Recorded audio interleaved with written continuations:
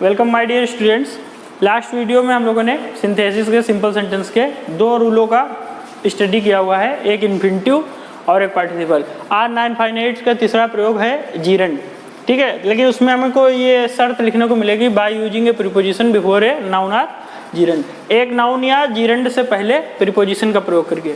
तो अगर हम ये देखें कि ये जीरंड लिखा हुआ है तो थोड़ा सा जीरंड के बारे में स्टडी करेंगे। तो जीरंड हम लोग कहते हैं किसको है, वी फोर्थ को जीरंड कहते हैं। वी फोर्थ मतलब V1 में आईएनजी, मतलब कि वर्ब की फर्स्ट फॉर्म में आईएनजी लगा देने पर वह नानी ने का अर्थ देने लगता है, कर या हुए का अर्थ देने लगता है। तो जब कर या हुए का अर्थ देगा तो पार्टिसिपल होगा, अगर नानी ने का अर्थ देता है तो जीरंड होगा, ठीक है। तो जीरंड यही है, और जो जीरंड होता है वो हमारा नाउन का ही कार्य करता है। तो ये जो हमारी शर्त लिखी है कि एक नाउन के पहले प्रीपोजिशन का प्रयोग करके, तो नाउन हमारी यहाँ पर V1 प्लस आईएनजी भी हो सकती है, और जो बेसिकली नाउन होते हैं a name of noun is name of noun is naming word कह लीजिए सीधे सीधे। अगर कहीं पर राम लिखा उसके पहले लगा हुआ है, ठीक है, कोई डिजीज का नाम लिखा उसके पहले प्रीपोजिशन लगा हुआ है, तो यही रूल कॉपी करेगा। तो वी फोर्थ का मतलब V1 में आईएनजी और वो नाउन का काम करे तो वो जीरंड कहलाता है। और जीरंड कहाँ कहाँ पर वर्क करेगा, दो ही जगह पर मेन होता है, एक सब्जेक्ट की जगह पर, एक ऑब्जेक्ट की जगह पर, और एक दो जगह पर कॉम्प्लीमेंट का काम करेगा, ठीक है। दो तीन शर्तें होती है वो आप जीरंड चैप्टर में पढ़ेंगे। यहाँ पर हमें इसके पहले प्रीपोजिशन लगा देंगे तो हमारा सिंथेसिस हो जाएगा। नाउन के पहले प्रीपोजिशन लगा देंगे तो भी हमारा सिंथेसिस हो जाएगा, ठीक है। तो देखते हैं यहाँ पर आपको कुछ प्रीपोजिशन जो है वो पढ़ने को मिलेंगी, जैसे ऑन अकाउंट ऑफ, ये आप लोग ध्यान रखिएगा, ऑन अकाउंट ऑफ, ठीक है। इन स्पाइट ऑफ,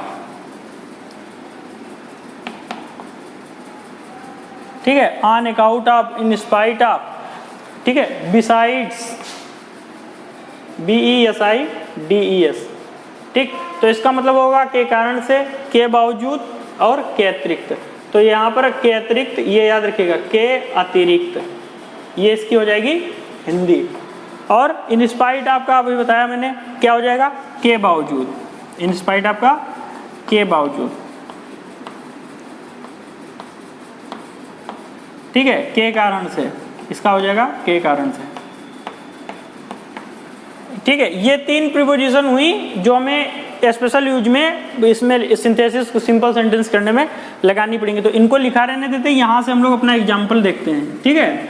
और इसमें कोई बेसिकली ज़्यादा बताने की चीज़ है नहीं, ठीक। जहाँ पर भी नाउन दिखेगा तो हम दोनों वाक्यों में जहाँ पर हमें नाउन दिखेगा उसके पहले एक प्रीपोजिशन लगा के सिंथेसिस करेंगे। एग्जाम्पल नंबर 1 देखिए, जैसे लिखा हुआ है ही bought a book, he bought a book. और दूसरा लिख दीजिए यहाँ पर, he bought it for 200 rupees, ठीक है। लिखा उसने एक पुस्तक खरीदी, उसने उस पुस्तक के लिए कितने रुपए दिए, 200 रुपए दिए, ठीक है। तो अब हमें क्या करना है, यहाँ देखिए नाउन ढूंढिए कहाँ कहाँ पे मिल रहा है। तो एक नाउन में मिल रहा है बुक, एक नाउन मिल रहा है हमें रुपीज, क्योंकि 200 रुपये नाउन ही हुआ, किसी वस्तु का नाम है 200 रुपये, ठीक है। तो यहाँ पर इसके पहले तो प्रीपोजिशन लगा ही हुआ है, तो यहाँ पर अगर हम सीधे इस प्रकार से लिख दे he bought a book for 200 rupees, तो क्या गलती हुई, कोई गलती नहीं हुई। तो उसका हम इधर लिख दीजिए, तो हम लोग क्या लिखेंगे, ही bought a book, he bought a book for, और क्या लिख देंगे हम लोग, 200 रुपीज। पहला सिंथेसिस हो गया। नाउन के पहले हमने प्रीपोजिशन लगा के सिंथेसिस कर दिया है, दो सिंपल सेंटेंसों को एक सिंपल सेंटेंस में जोड़ दिया। दूसरा एग्जांपल देखिए, इसी प्रकार से दूसरा एग्जांपल देखिए, ही इज इल, और फिर लिख दीजिए कि he has high fever, he has high fever,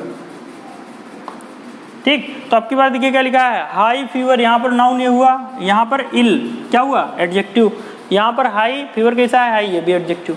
तो एडजेक्टिव और ये नाउन, तो इस वाले नाउन के पहले हमें क्या लगाना है, इसके पहले प्रीपोजिशन लगाएंगे और हमारा हो जाएगा, क्या हो जाएगा, नाउ वो सिंथेसिस हो जाएगा। तो हम लोग क्या लिखेंगे, ही इज इल, वह बीमार है, और किससे, उच्च ज्वर से, वह उच्च ज्वर से पीड़ित है। तो से के लिए यहाँ पर फ्रॉम नहीं लगाएंगे क्योंकि अलगाव दिखाता है। तो दूसरी प्रीपोजिशन से के लिए क्या होती है, he is ill, he is इल, और फिर क्या होती है विद, याद रखिएगा with high fever, he is ill with high fever,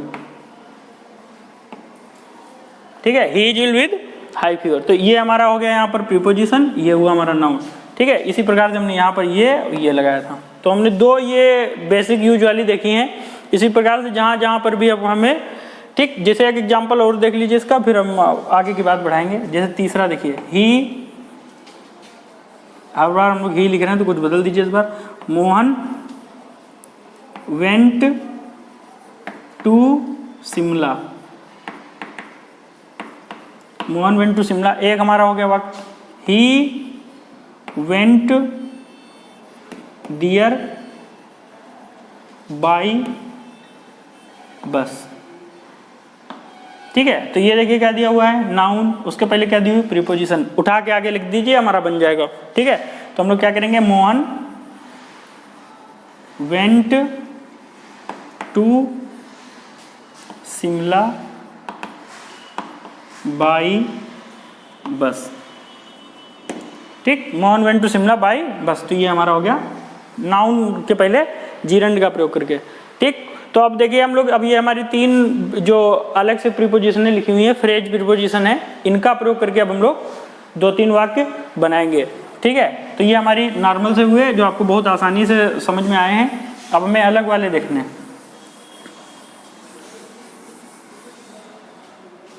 ठीक है। देखिए हिंदी याद रखिएगा इनकी, आपको बन जाएंगे। जैसे हमने यहाँ पे लिख दें, सी वाज इल, ठीक, सी वेंट टू स्कूल। तो हमने लिखा हुआ है she was ill, she went to school. अब ये दो वाक्य देखिए विरोध दिखा रहे हैं, क्योंकि वह बीमार भी है और स्कूल भी गई। तो बीमार होने पर बेसिकली होता है कि हमें स्कूल नहीं जाना चाहिए। तो यहाँ देखिए बीमार है लेकिन क्या गई, स्कूल गई। तो यहाँ पर अब हमें क्या लगाना पड़ेगा, ये। तो ये आपको पहले हमने बताया था पार्टिसिपल में, जहाँ पर भी इज एम आर वाज मिलेगा हम बीइंग करेंगे। तो ये हमें पता चलेगा कि पहले हमें यहाँ पर बीइंग करना पड़ेगा। तो हमने बीइंग कर दिया यहाँ पर। अब दूसरी चीज़ लिख दीजिए इल, ठीक। तो अब हम यहाँ पर के कारण से लगाएं, बीमार होने के कारण वह विद्यालय गई, गलत, ठीक है। बीमार होने के अतिरिक्त वह विद्यालय गई, गलत। तो क्या हो जाएगा, बीमार होने के बावजूद वह विद्यालय गई। तो यहाँ विरोध दिखा रहा है, तो हम पीछे कौन सी प्रीपोजिशन जोड़ेंगे, इन स्पाइट ऑफ। तो जोड़िए इन स्पाइट ऑफ, ठीक। और अधिकतर इसके बाद आईएनजी फॉर्म ही आती है इस प्रीपोजिशन के बाद। तो हम लिखेंगे इन स्पाइट ऑफ बीइंग इल, कामा लगा दीजिए यहाँ पर, सी वेंट टू स्कूल। तो ये हमारा पहला वाला हो गया, ठीक है। इसके बाद दूसरा देखिए, Ravi was ill, full stop, he did not go to office, ठीक है। तो लिखा है Ravi was ill, he did not go to office. Ravi बीमार था और कहाँ नहीं गया, ऑफिस नहीं गया। तो क्या लिखेंगे हम लोग, के कारण से, बीमार होने के कारण से रवि ऑफिस नहीं गया। तो अब की बार में क्या लगाना पड़ेगा, ऑन अकाउंट ऑफ। तो लगाइए यहाँ पर ऑन अकाउंट ऑफ, वाज की जगह पर बीइंग करिए, ऑन अकाउंट ऑफ बीइंग इल, कामा लगा दीजिए, हो जाएगा। फिर आगे वही वाला वाक्य उतार दीजिए इसे, Ravi did not go to office on account of being ill, Ravi did not go to office. तो ये हमारा के बावजूद के अर्थ में लगेगा। ऐसा कोई भी एग्जांपल हो आप ऐसे लगाइएगा।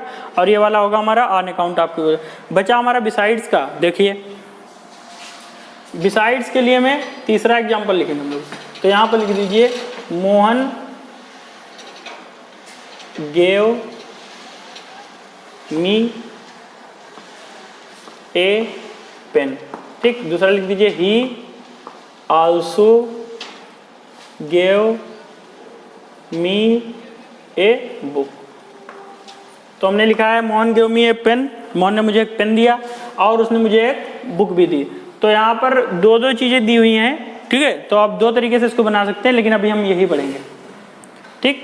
तो यहाँ पर हम लोग क्या करेंगे, बिसाइड्स पहले लिख दीजिए, के अतिरिक्त, तो क्या करेंगे, पेन देने के अतिरिक्त मोहन ने मुझे एक बुक भी दी, ये हमारी हिंदी में बनेगी। तो हमने बिसाइड्स लगाया, अब हमें आईएनजी लगानी पड़ेगी क्योंकि यही हमारा जीरेंड बना के बनेंगे। तो बिसाइड्स, यहाँ पर वर्ब दी है गिव, आईएनजी लगा दीजिए। Besides giving me a pen, comma Mohan gave me a book. तो हो गया, एक पेन देने के अतिरिक्त मोहन ने मुझे पुस्तक भी दी। तो ये हमारी 3 जो बेसिकली अधिकतर हमारी प्रीपोजिशन का प्रयोग करने को आता है। तो इन 3 के साथ पीछे वाली हमने आपको बताई हैं। इसी के साथ अपना वीडियो समाप्त करते हैं। अगले वीडियो में हम लोग अगले रूल के बारे में बात करेंगे। Thank you.